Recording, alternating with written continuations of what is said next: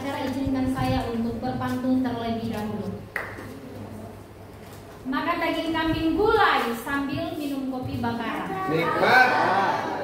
Dengan puji Tuhan, acara dimulai. Saya berpantun untuk buka acara. Puji dan syukur kita panjatkan kepada Tuhan Yang Maha Esa atas berkat dan rahmat Tuhan, sehingga kita masih diberi kesehatan, diberi kesempatan untuk hadir dalam acara kegiatan penerimaan rapot untuk siswa kelas 1 sampai kelas 5 SD Baptis dan Manggar. Terima kasih untuk Bapak Ibu yang sudah boleh menyempatkan waktu untuk hadir dalam kegiatan di tempat ini. Oleh sebab itu, sebelum kita masuk dalam acara, mari kita bersama-sama kita nyanyikan pujian segala puji syukur.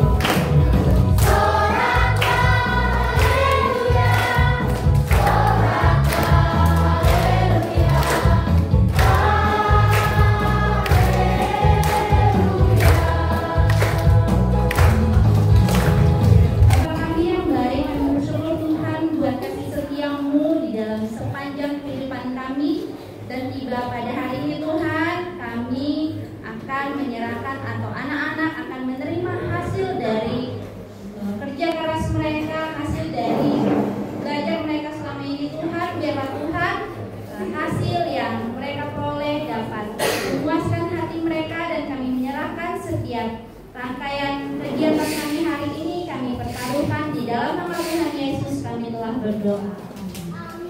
Oke, Bapak Ibu, perkenalkan saya untuk mohon izin untuk berdiri. Pergi liburan naik pesawat Garuda. Sepanjang penerbangan penuh candari ya. Kepada Bapak Ibu dan anak-anak semua, saya ucapkan salam sejahtera. Bapak Ibu guru dan seluruh staf SD Baptis Manggar yang saya hormati, Bapak Ibu orang tua siswa SD Baptis Manggar saya hormati, dan anak-anak sekalian yang Bapak banggakan, yang Bapak kasihi, anak-anak SD Baptis Manggar yang hebat. Ya, puji syukur kita panjatkan kepada Tuhan atas berkat, kasih dan anugerahnya kita dapat berkumpul kembali di ruangan ini setelah 6 bulan yang lalu. Kita juga berada di ruangan ini dalam rangka penerimaan hasil laporan belajar semester genap sekaligus penutupan tahun ajaran 2024-2025.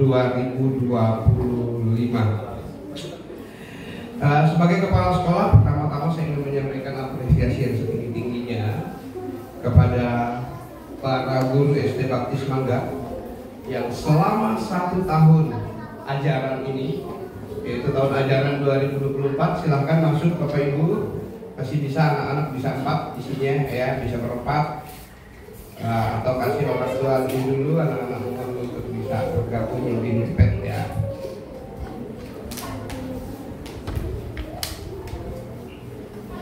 Oke. Selama 1 tahun sudah mencurahkan segala waktu tenaganya untuk mendidik dan membimbing serta mendampingi anak-anak sekalian, sehingga kegiatan belajar mengajar di 1 tahun ajaran ini dapat berjalan dengan baik. Jadi semua karena dedikasi dan kerja keras dari Bapak Ibu sekalian. Kemudian kepada para orang tua siswa, saya juga mengucapkan terima kasih yang sebesar-besarnya atas setiap dukungan ya, dan kerjasama yang tidak pernah putus ya, selalu diberikan kepada anak-anak, kepada kami di dalam melakukan pembimbingan pendidikan kepada anak-anak sekalian. Kami sangat menyadari bahwa tanpa peran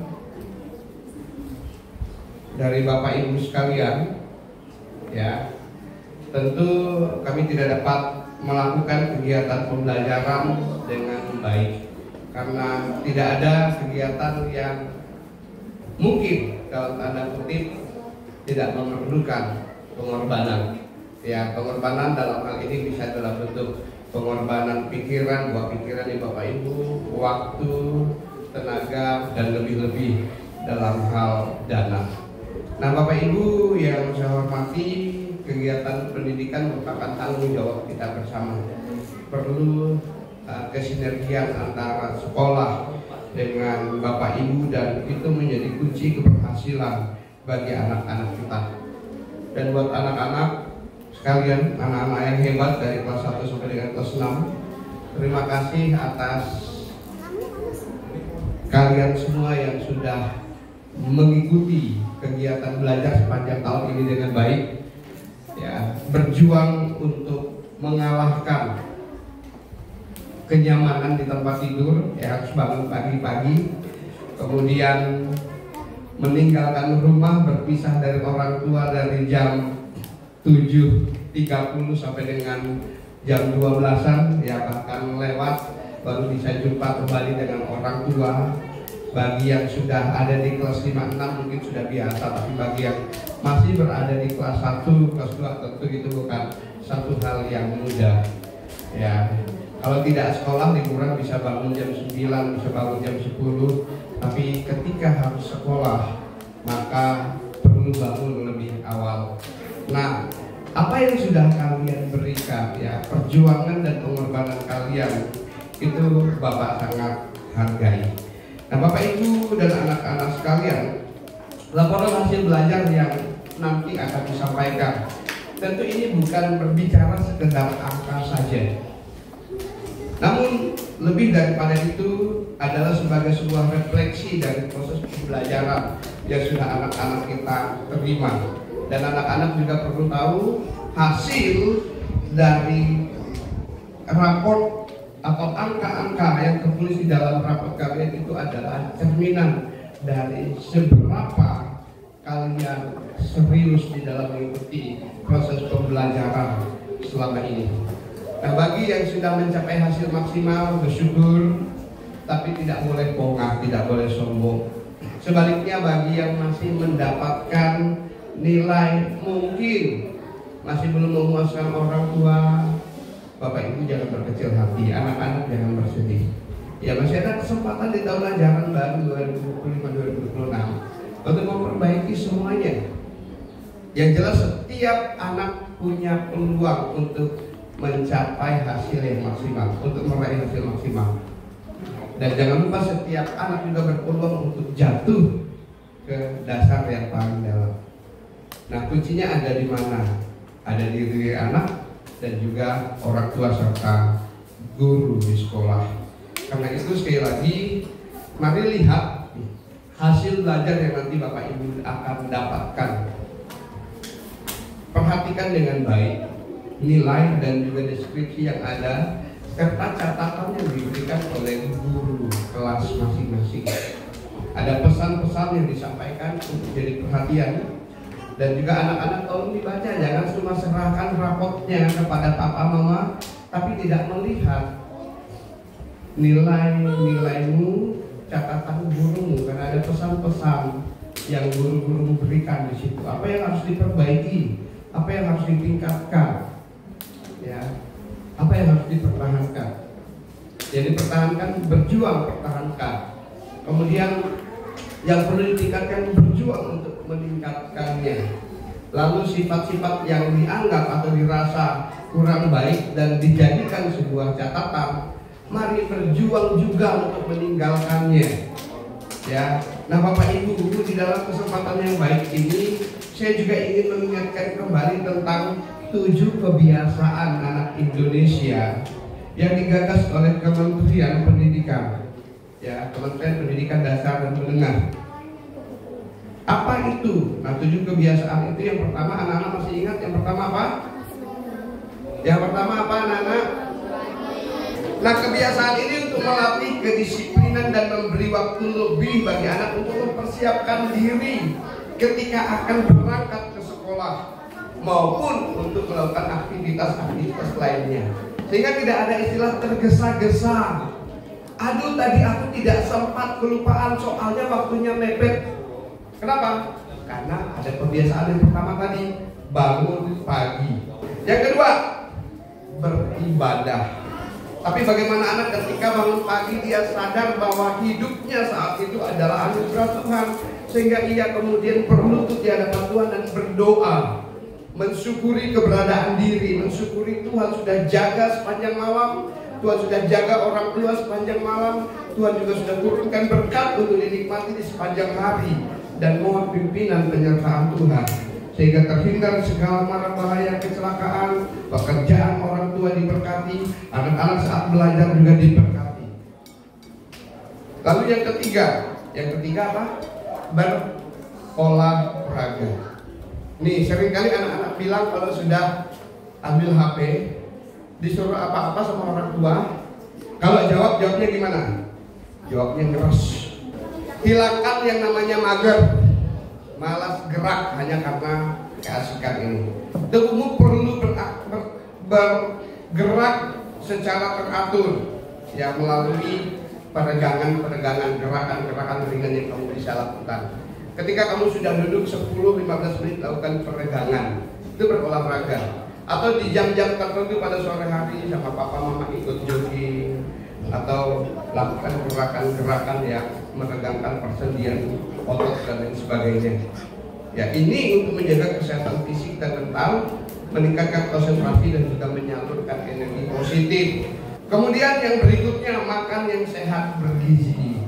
Nah, Bapak Ibu, ini untuk membiasakan pola makan yang sehat demi perkembangan dan pertumbuhan tubuh anak yang optimal. Nah, perhatikan Bapak Ibu, saya tahu di sini masih ada Bapak Ibu yang nuruti selera anak. Anaknya tidak makan sayur, biar dia tidak suka, Pak. Tidak pernah disajikan sayur. Anaknya nggak suka daging, sukanya ikan, daging kamu makan dibiarin. Anaknya nggak suka ikan, dibiarin. Yang penting makan. Bapak Ibu, tubuh ini butuh, ya, asupan gizi yang seimbang. Kita butuh karbohidrat melalui makanan utama berupa nasi atau pengganti nasi seperti jagung, singkong, sagu. Kemudian kita butuh yang namanya protein. Kita butuh yang namanya vitamin. Kita butuh mineral. Ya. Yang itu ada di lauk pauk dan sayur mayur. Dan sempurnakan, jika ada berkat lebih bisa beli susu, kalau tidak ya tidak apa-apa. Yang penting yang lain-lainnya itu terpenuhi. Ya, jadi jangan biarkan anak-anak kita tidak suka sayur lalu nggak pernah dikasih sayur. Ajarkan untuk makan sayur. Ya. Kalau tidak sejak dini sudah besar susah mau makan sayur. Ada temanku di sini soalnya sampai susah makan sayur. Ya, itu tidak gampang Bapak Ibu. Nah, mulailah sejak dini. Ya, supaya tubuhnya bertumbuh berkembang dengan baik. Yang berikutnya, yang kelima, anak-anak apa? Kebiasaan yang kelima?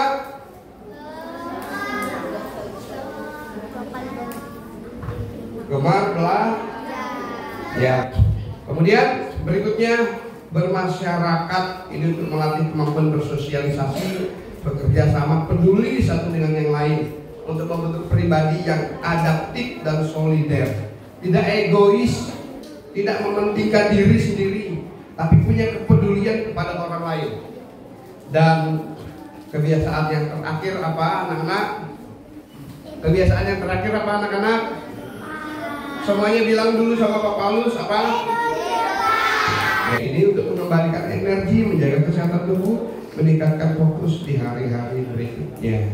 Nah, Bapak Ibu, selanjutnya izinkan saya untuk menyampaikan paparan sedikit tentang pendekatan pembelajaran mendalam. Ini buat Bapak Ibu dan anak-anak. Puji Tuhan, kurikulum yang akan diberlakukan di tahun ajaran 2025-2026 masih sama, kurikulum merdeka, atau mungkin namanya sedikit berubah, kurikulum nasional, yang pastinya yang mana kami juga belum tahu. Tapi deep learning ini merupakan sebuah pendekatan pembelajaran, ya, yang menekankan pada suasana belajar dan proses belajar, ya proses belajar yang berkesadaran, atau di situ diistilahkan dengan mindful, ya, mindful learning. Lalu pembelajaran bermakna, ya, meaningful learning, dan pembelajaran yang menyenangkan. Apa bacanya, Joni?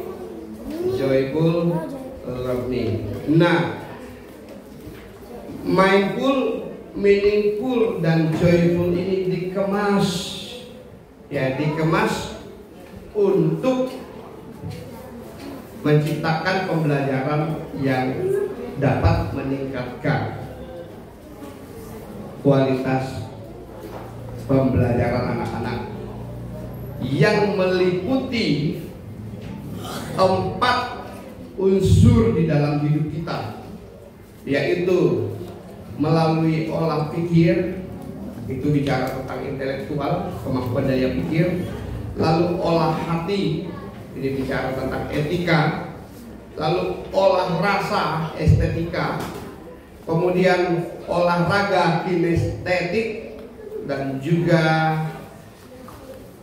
ini dilakukan secara terpadu, ya, tidak terpisah satu dengan yang lain. Jadi pikirannya, hatinya, tubuhnya, ya, itu secara menyeluruh, ya, secara menyeluruh itu akan disentuh oleh pendekatan ini. Jadi tidak hanya fokus kepada intelektual saja. Anak-anak dikatakan hebat kalau dia bisa menghafal, tidak, Bapak Ibu. Jadi deep learning ini bukan sekedar sebuah pendekatan atau metode untuk meningkatkan pemahaman saja, anak-anak sekedar paham, sekedar tahu, tetapi sebuah pendekatan yang mengubah cara belajar menjadi lebih aktif, kemudian kolaboratif dan mendalam. Selama ini ada anak-anak yang kerjaannya diam di kelas dari pagi sampai siang, ya diam. Nanti di dalam pendekatan deep learning hal itu mungkin tidak akan ditemukan lagi karena semua anak diharapkan untuk bisa terlibat aktif. Jadi berbeda dengan pembelajaran tradisional yang lebih menekankan pada hafalan dan pengulangan informasi. Deep learning mengajak siswa untuk menggali lebih dalam tentang suatu materi ajar, mengingat konsep-konsep yang dipelajari dan menerapkannya dalam situasi nyata. Nah, Bapak Ibu, metode dalam deep learning itu bisa diterapkan, ya, di dalam pembelajaran melalui 4 metode belajar. Yang pertama adalah melalui pembelajaran berbasis proyek atau project based learning. Metode ini melibatkan siswa untuk menyelesaikan suatu proyek nyata yang relevan dengan kehidupan mereka. Proyek yang dilakukan secara bertahap dan dari tahap perencanaan hingga nanti anak-anak dapat mempresentasikan hasilnya. Jadi jangan bilang nanti anak-anak kenapa kok kerjaannya lakukan ini, lakukan itu, nggak belajar di kelas, misalnya nggak nulis ini itu. Ya mungkin gurunya sedang mengajar dengan metode ini, ya. Kemudian melalui pembelajaran inquiry atau inquiry based learning, di mana mendorong siswa untuk bertanya, menyelidiki dan menemukan sendiri informasi yang dibutuhkan untuk menjawab pertanyaan dan memecahkan masalah, ya. Jadi misalnya nih, anak-anak akan belajar tentang ciri-ciri daun. Nanti guru tidak akan lagi jelasin di papan tulis di depan, tapi minta anak turun ke lapangan, dia cari daun itu, oh ternyata daun itu dia seperti ini, jenis siripnya seperti ini, bentuk daunnya seperti ini, dia sendiri yang menemukan. Kemudian melalui metode studi kasus atau case based learning, metode ini menggunakan situasi nyata atau simulasi yang dihadapkan kepada siswa untuk dianalisis oleh siswa, kemudian bersama-sama mencari solusi terhadap persoalan itu, terhadap permasalahan itu atau terhadap kasus itu. Lalu yang terakhir melalui simulation based learning atau simulasi, di mana melalui metode ini menciptakan lingkungan buatan untuk mereplika kondisi nyata agar siswa dapat merasakan langsung pengalaman tertentu. Nah, ini adalah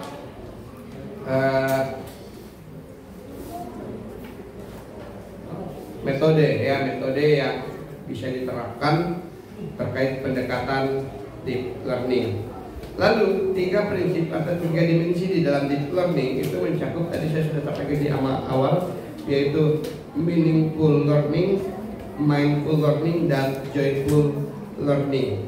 Nah, meaningful learning atau pembelajaran bermakna merupakan pendekatan yang menekankan pentingnya keterkaitan antara pengetahuan baru dengan pengalaman atau pengetahuan yang sudah dimiliki oleh siswa sebelumnya. Nah, tujuannya apa?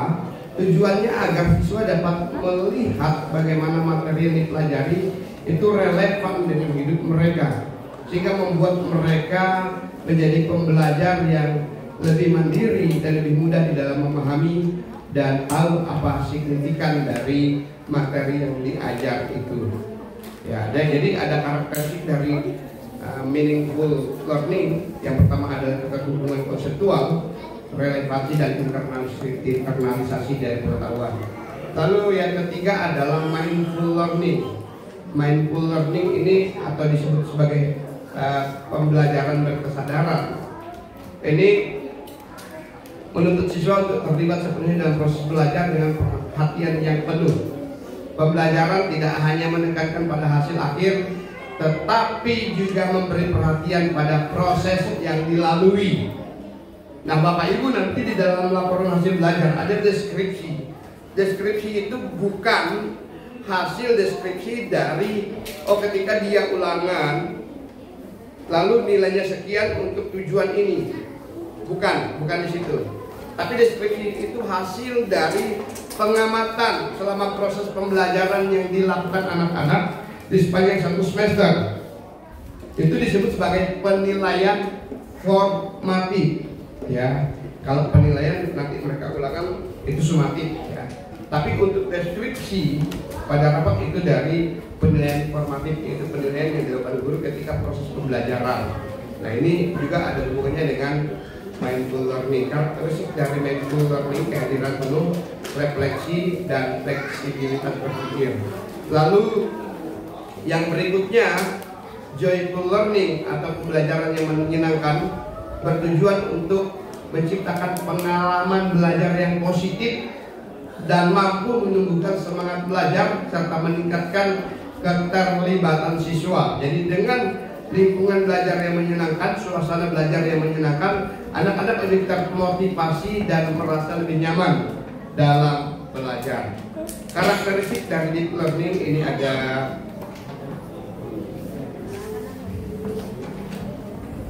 3 ya.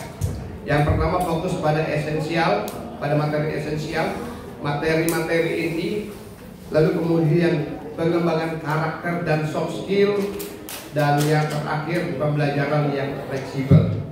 Nah, Bapak Ibu, ini sekedar gambaran bagi Bapak Ibu terhadap pendekatan pembelajaran deep learning atau pembelajaran mendalam. Berharap dengan penyampaian yang singkat ini sedikit bisa memberikan pencerahan kepada Bapak Ibu.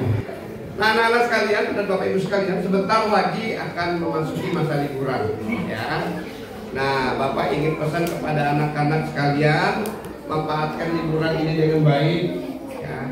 Nikmati kebersamaan dengan papa mama yang tadi terputus hanya karena harus pergi ke sekolah, sekarang full di rumah. Bapak Ibu siapkan mental ya. Kalau selama ini 5-6 jam aman ya, tapi yakinlah mereka sudah jauh lebih baik ya. Anak-anak ini sudah banyak perubahan ke arah yang positif ya anak-anak ya. Nanti kalau di rumah mama papa jadi senang ya. Halo, anak-anak tolong jawab dong. Nanti kalau kalian di rumah bisa buat papa mama senang? Bisa. Bisa? Bisa buat papa mama tensinya tidak naik? Ya. Bisa? Baik. Bisa bantu papa mama beres rumah? Ya. Bisa. Kedan bisa kedan. Puji Tuhan. Ya. Nah, jadi jangan lupa ada 7 kebiasaan yang tetap harus kalian lakukan di rumah. Yuk ingat sekali lagi, 1. Bangun pagi, beribadah.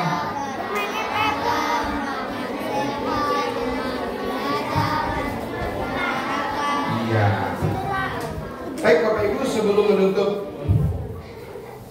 menutup sambutan sekaligus penyampaian informasi ini, saya akan menyampaikan beberapa hal yang penting, termasuk capaian SD Baptis di tahun ajaran 2024-2025. Yang pertama kita bersyukur Bapak Ibu ada tiga ajang lomba yang dilaksanakan oleh Kementerian Pendidikan Dasar dan Menengah, yaitu FLS 3N yang dulu namanya FLS 2N, sekarang FLS 3N, O2SN dan OSN. Yang O2SN, Olimpiade Olahraga Siswa Nasional, SD Baptis tidak mengirimkan satupun atlet. Mengapa? Karena cabang lombanya yang hanya 3 ya. Apa? Senam, karate, silat.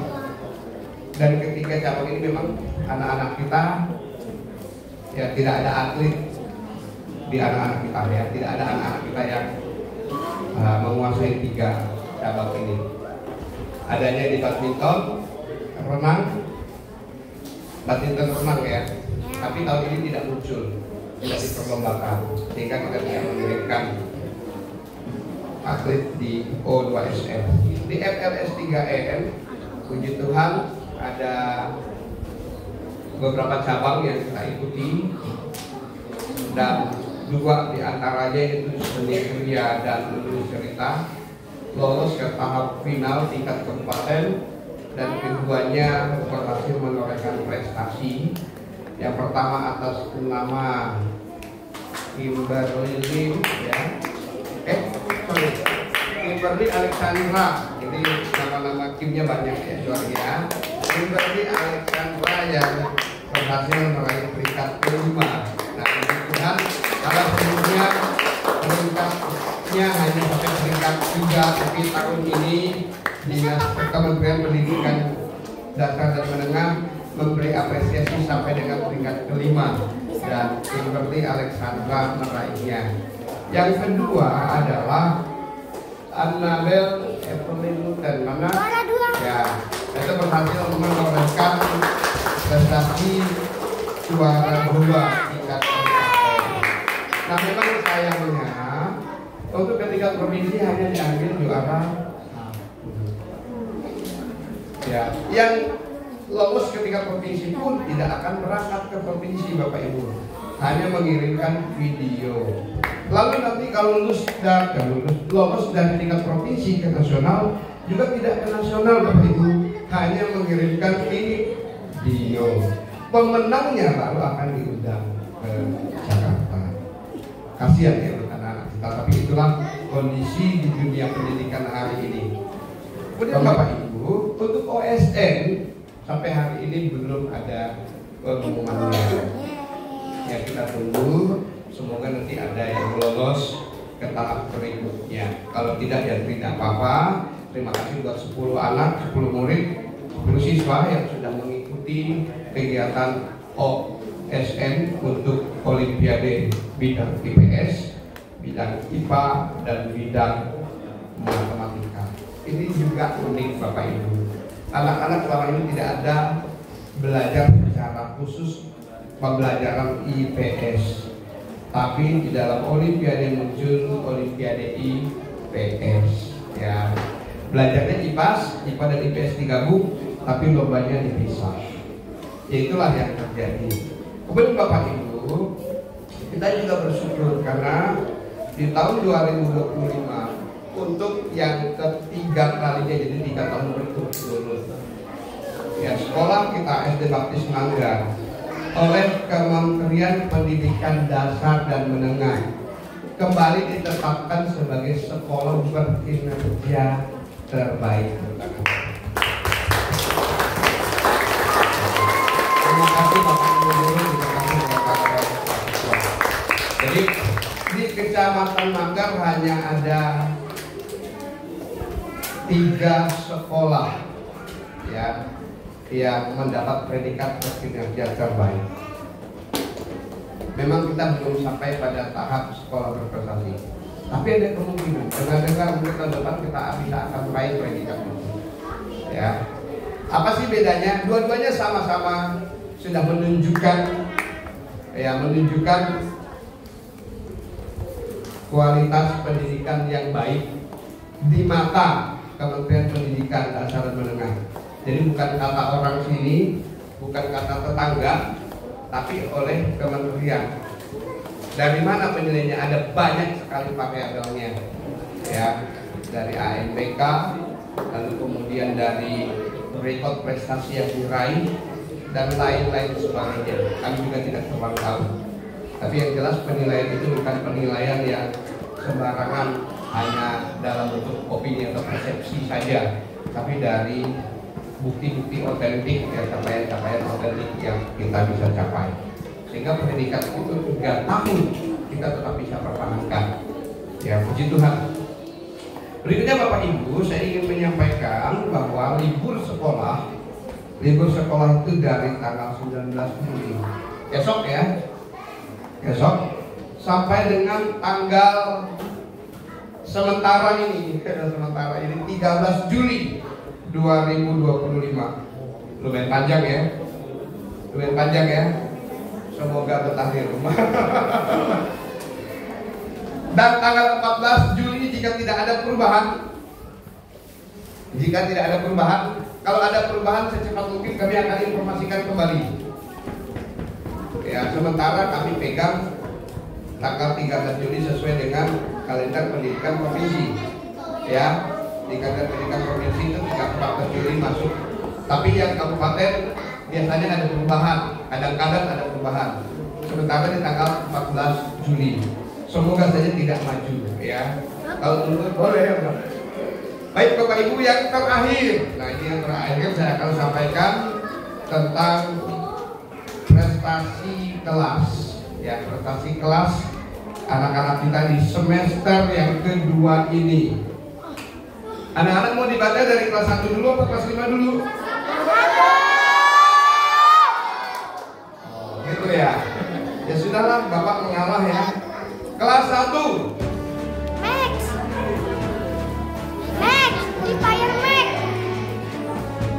Tanisa Ilona Orning. Mana orangnya mana? Coba berdiri dulu. Dengan jumlah nilai 662. Ini peringkat berapa kira-kira ya? 1, 2, 3, 4, 5. Peringkat yang ketiga. Silakan. Terakhir peringkat kedua dengan jumlah nilai 672 diraih oleh Gipela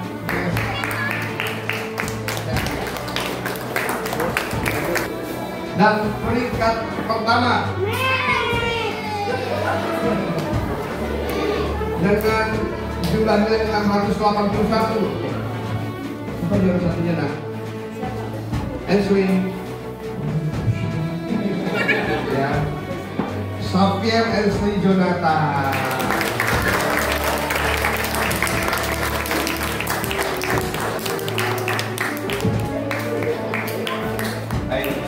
Kemudian yang kelas 2.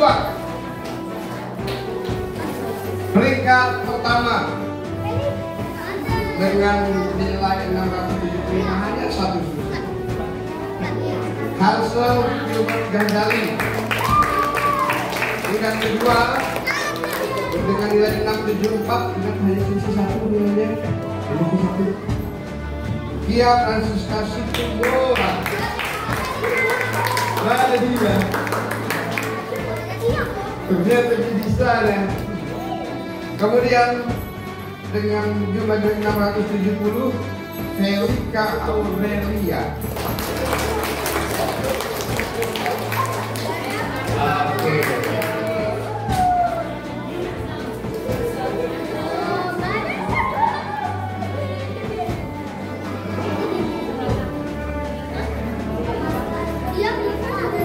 Kelas 3.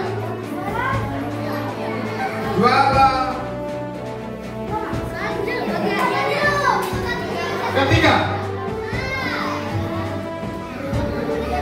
dengan nilai 758 diraih oleh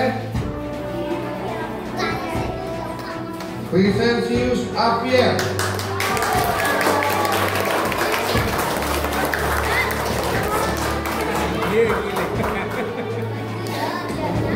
dengan nilai 767.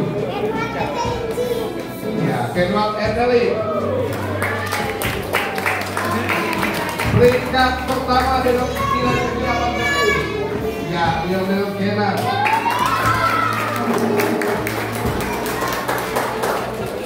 Kelas 4. Peringkat pertama John Lupico Leonardo. Peringkat kedua. Peringkat kedua siapa?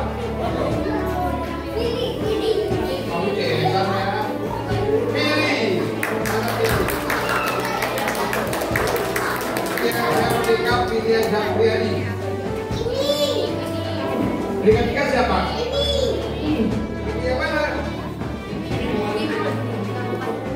Coba aja siapa?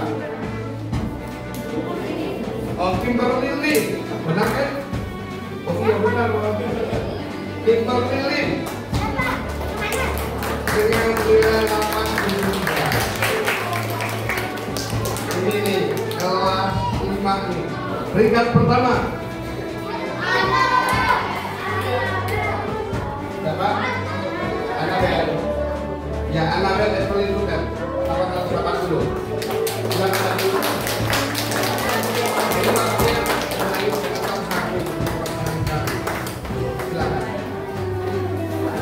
Juara yang pernah diraih Indonesia. Yang kedua, dengan nilai 878 hanya terpaut 2 angka. Ya. Patricia Clarin Susanto.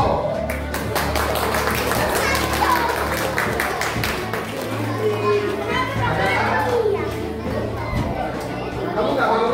Aku coba. Dan yang ketiga,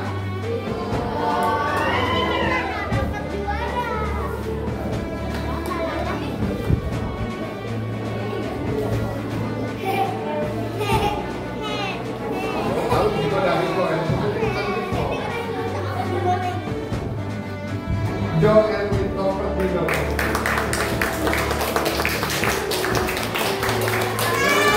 Nilai 873. Ini terpaut 5 poin. Ya, jauh kemudian ya. Ini jauh.